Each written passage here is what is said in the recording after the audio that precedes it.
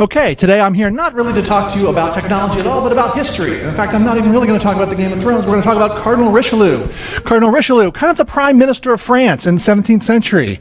We actually know him mostly from a set of movies and from Alexander Dumas's books, The Three Musketeers. He's actually the best character in the movie because he is the villain.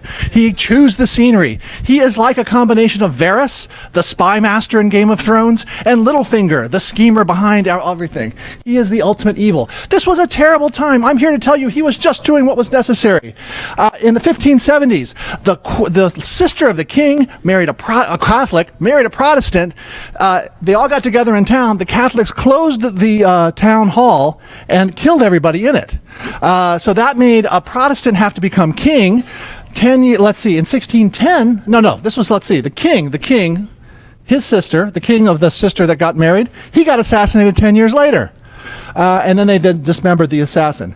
So that made that guy that was getting married in that first St. Bartholomew's Massacre, they made him the king. He was Henry IV. He got killed in 1610. He was stuck in traffic and got stabbed by a lunatic who had a vision that he had to kill the king. He had a son. This was Louis XIII. Louis XIII had a stutter. He had 2 rows of teeth. He was not a very nice person. He actually was sexually abused, and he had a terrible, terrible mother, much like the Game of Thrones. She spent, 8-year-old king, she spent the rest of her life trying to take over from him. She had an advisor, Concini, who was Italian, and when the king became 17, he ordered him assassinated because he wanted to take over, and then he banished his wife. He banished his mother. Enter our hero, the Bishop of Luçon, who later became Cardinal Richelieu. He actually was at that scene when his boss got assassinated. He started yelling, "Long live the king! Long live the king!" and he lived. He was actually the Obama of his time. He gave amazing speeches. He was very famous.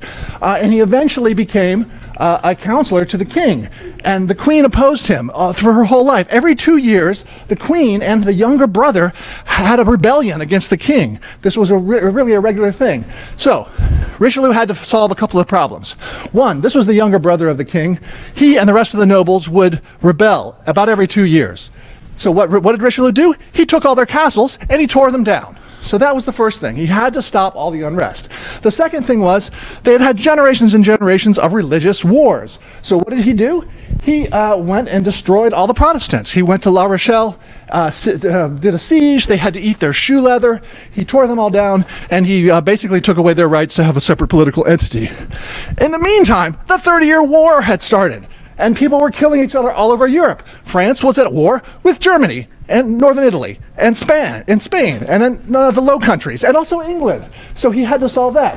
In the meantime, the king had been married at age 14 to Anne of Austria, the sister of the Spanish king. They didn't really consummate their marriage for a couple of years because Louis XIII didn't really like girls. So now all of a sudden they're at war with Spain. She starts... She basically spied for the king of Spain. Richelieu found out this was not a good thing. In the meantime, he had to pay for all these wars, so he had to raise taxes. And so there were many peasant revolts that alternated with the noble revolts. He did a lot of other good things, though. He brought us into the New World. In New France, he made it so that Indians who accepted Catholicism were actually full French citizens. So he did the Navy. He supported the arts. He made famous buildings. He made the first theater. He made the first weekly newspaper. He supported the Sorbonne. He supported the Académie Française. He actually supported culture in France that remains to this day. He was not a nice man. Did he suppress political dissent? Yes. Did he assassinate his enemies? Yes. Did he have a network of spies like Varys? Yes. However, he just was doing what he had to do because the country was falling apart. This was a terrible time to live. He is not, anyway, so let's see, at the end of his life, as we said, Louis XIII liked boys, so we got him a new boy, but it turned out he was a schemer, so anyway, we ended up killing him too because he was stupid enough to, again, go with the brother of the king for another rebellion. Finally, he died mostly of tuberculosis, frankly. They cut off his face and they mummified it. In fact, one of his descendants used to use it as a puppet at dinner parties. I do not know why he did this. I just thought it was kind of interesting. But anyway, it all ended up well in the end. Finally, Louis and Anne had a son.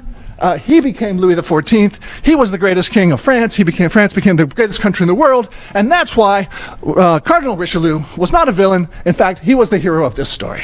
Thank you.